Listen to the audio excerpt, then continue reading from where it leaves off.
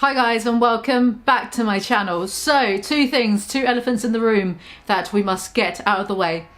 Number one, the e-girl makeup is totally here to stay. Since I did that Jenna Marbles inspired video where I did my makeup as an e-girl, I loved it. I loved the fake freckles. I loved like the overuse of blush. So that is here to stay.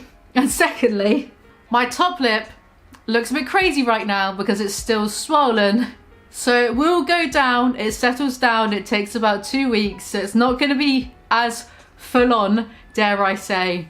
Now that that's all out of the way, let's get on with today's video. So sometimes throughout the week, drama occurs, and because I'm an incredibly opinionated person, I see these things and sometimes I have opinions on them, but not enough of an opinion to warrant a 10 to 15 minute long video on each topic. So I thought I would gather like 5 or 6 of these, or however many, and make like one video on them, like a really budget version of Dramala or Pew News.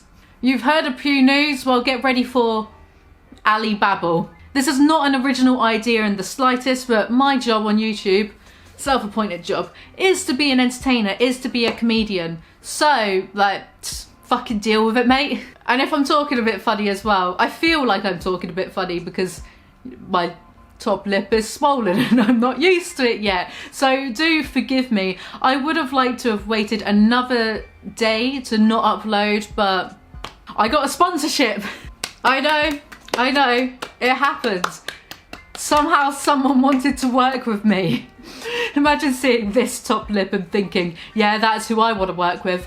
So this video is sponsored by a browser extension called Union for Creators. The browser extension is partners with the Google AdSense program to help generate revenue for 2 reasons: content creator support and copyright lawsuit support.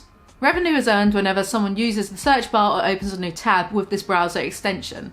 Revenue generated from this browser extension will go towards supporting content creators either by donating to their Patreon or helping with copyright lawsuit issues. The creator of this browser extension will provide financial aid to any content creators in copyright lawsuit issues. However, they will need at least 200,000 downloads to be able to do this. They will release transparent reports by the end of every month. Think of it like Ecosia, if that's how you pronounce it. And once they've reached 200,000 downloads of this browser extension, they want to help anyone who has been affected by Onision illegally copyright claiming fair use content. And that's why I'm working with this sponsorship. How brilliant is that? Also, they are doing a $25 giveaway to anyone who posts #downloaded in the comment section below, so make sure you do that. And if you do download the browser extension, do remember to give it a review. So again, the extension is called Union for Creators, trying to help out content creators who are unfairly targeted by copyright issue claims. Now that that's over and done with, let's get into today's video. So, Emma Chamberlain, oh, it's just funny to me that I'm making videos like this. Emma Chamberlain got in a bit of hot bother this week because I literally feel like Keemstar or Drama Alert. She did a video in which she was going to dye a strip of her hair blue, but when she put the bleach in, it didn't really do anything, and she decided, no, this is the universe's way of telling me, don't do that, don't dye your hair blue, so she didn't. What if I just don't do it? I'm kind of over it. Like, that was fun, but like now I don't want to do it anymore, and so like, the thing is, I think I'm just not gonna do it. Yeah, I don't think I am. And then people reacted really negatively to this. Like, can you imagine? An 18-year-old didn't dye her hair on the internet, so people lost their shit and were really shitty towards a teenager for not doing something. Like, if you wanted to see someone dye their hair blue so badly, why don't you just go to the shops and dye your own hair blue?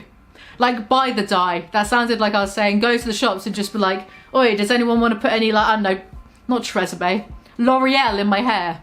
So then Emma had to put up a second video in which she said, well, I was told the last one was my worst video ever, so here we are, I'm dyeing my hair blue. As a side note, she only did a streak, but it did actually look quite good. There was like a navy blue, it was quite nice, that's as a side note. My last video, which was where I attempted to dye my hair, was the worst video I've ever uploaded on my channel ever. Here we go, it's blue. Stop! I feel like Chris Crocker, leave Britney alone. Leave Emma Chamberlain alone. She can't do anything right without people just having a go at her. And like, out of all the people on this platform who act in gross ways, like behave in a negative way that makes YouTube as a platform look badly, Emma Chamberlain, who I do watch sometimes even though I'm obviously not her target demographic because I'm 102, is probably just one of the least, I hate the word, problematic YouTubers there is. Out of the big YouTubers, I mean. The whole thing is just a little bit silly to me, that's all. Like, just leave her alone, she's just a kid. Like, so what? She's blue hair, don't care. Blue hair did care, apparently. Like, leave her alone. I feel like such an adult. I feel like such a parent being like, you kids all play nicely. Next up, Geoffrey Star and his boyfriend of about 6 years, Nathan, broke up. Which, you know, my condolences to the both of them. Having a public breakup must be quite difficult. But the way that it's been gone about by Geoffrey is a bit...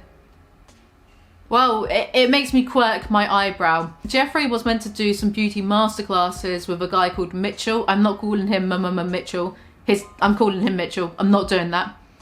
I don't think I can do very well with my lips right now. These masterclasses were partnered with Tatty Lashes. So he was going to come over here, I think, to do the classes, and he's cancelled citing personal reasons. Now, he took Nate is my baby daddy out of his bio on Twitter or Instagram a couple weeks ago, and he said in his video that him and Nathan have been broken up for a few weeks. So they did the house tour video together, in which, you know, by their timeline they weren't together anymore, right? And he's been posting things just fine up until the breakup announcement, and now, you know, him being upset on Instagram all comes out. I'm not trying to be mean because he's obviously going through a breakup, but it's a little bit unprofessional. If this did happen weeks ago, that you would cancel a masterclass which people paid hundreds of pounds to go to, and maybe they've paid for train tickets, maybe they don't live in the area, so they paid for accommodation. So even if they do get refunded, there are these other factors to consider. It just strikes me as a little bit unprofessional that weeks later you would cancel something because of a breakup. Before the Geoffrey stands go for my fucking throat, just imagine any other profession where you could say to your boss, say you work at Tesco's, you broke up with someone a month ago, and then you say to your boss, oh, but I'm not going to come in for a week or two. Any other profession, imagine it wouldn't fly. Criticism is not hate. I'm being critical here, but I'm not hating on him. If he watches this, he's still not going to be able to take it because he can't take any sort of criticism. Anyway, this image has been circulating of Geoffrey Star Cosmetics is a cruelty-free and vegan company. Geoffrey Star is very much the face of his own brand. It's fine that he himself is not vegan, but it is a bit hypocritical to say you're a cruelty-free brand and then wear dyed pink mink fur things. Imagine being a mink and being killed and being skinned and having your fur dyed pink to be made into that jumper. Like, it doesn't look good. I'm very aware I'm saying all of this with a really swollen top lip right now, but like, I'd be gutted if I was that mink. I'd be well pissed off. Like, I've got to die and be made into that. Great, good one. Thanks, totally worth being alive, innit? He's been called out for this, and his fans are doing incredible mental gymnastics to defend Geoffrey. It's not about him being vegan, because of course he's not, and it's a personal choice, right? But fur is an incredibly cruel trade. NikkiTutorials had a coming out video this week in which she surprised the whole world by saying that she's transgender and was born biologically male. Now, I've been watching Nikki for several years, and was I surprised? Absolutely, yeah, that surprised me and the rest of the world, it seems. Does this change anything at all? No. Nikki's Nikki, she is who she is. I think it was incredibly brave, and especially as she revealed that she felt she had to do it, that her power was being taken away from her. She said that some people were blackmailing her and threatening to tell the press that she was transgender, which is like so fucking gross. It's a violation, really. She's been on YouTube for a decade and she's managed to keep it a secret for that long. So to have that kind of agency taken away from her, but then she has taken it back with the video she did.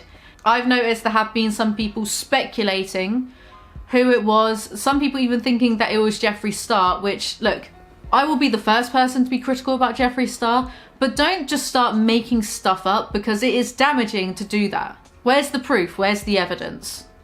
Don't just make shit up because you don't like a person. Do I think that Geoffrey perhaps knew? Maybe. Because there is this clip that people found and they were using that as, oh, well, it was him blackmailing, in which, just watch the clip. What's going on today? It's so summery out. Hi guys! Hi. Are you into transgender realness?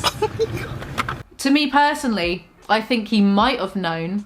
Well, I definitely don't think that he would blackmail. Like, it's silly that I'm even saying this because I'm putting it out there as though this is a legitimate theory. He would have nothing to gain from blackmailing Nikki. More likely it was probably people from her hometown who knew her growing up. Logically, a bit of common sense here, people. And the majority of people were happy for Nikki, apart from the sister of the CEO of Too Faced Cosmetics. Too Faced Cosmetics and Nikki have had some trouble before in the past. I believe they stiffed her on a percentage of a collaboration. The CEO's sister changed their bio on Instagram to say, oh, she's transgender, but we know her other secrets, or something to that extent, which... Who asked you? Who the fuck are you? You're the sister of like a CEO, so who the fuck are you? No one asked. Grow up, basically. Some people said that she was fired, but there's again no evidence of this, so whatever. Jacqueline Glenn, another YouTuber, went on to take a seat with Chris Hansen this week to talk about all things Onision and the times that Onision and her collaborated together.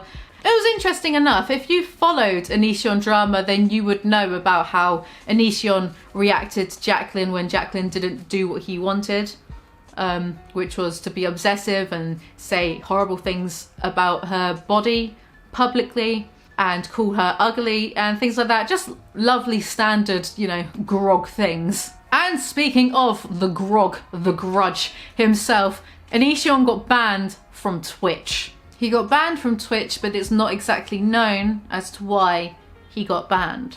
Could this be the beginning of the end of grog, finally? And in another bit of Greece news, there's a reason why Chris Hansen has been hanging out with a lawyer recently, because Greece is trying to sue them. Them as in Chris Hansen and Repzion. Fuck knows why either.